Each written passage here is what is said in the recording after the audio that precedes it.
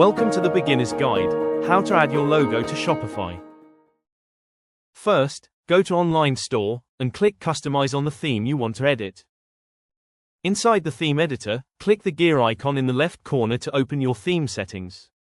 From here, click on Logo to open the logo settings, then click Select Image and choose your logo file and press Done.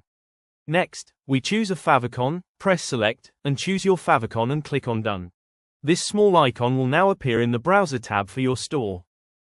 Don't forget to save. Now we're going to choose the icon for the checkout page. Go to Checkout and Customer Accounts. Then select your checkout icon from there.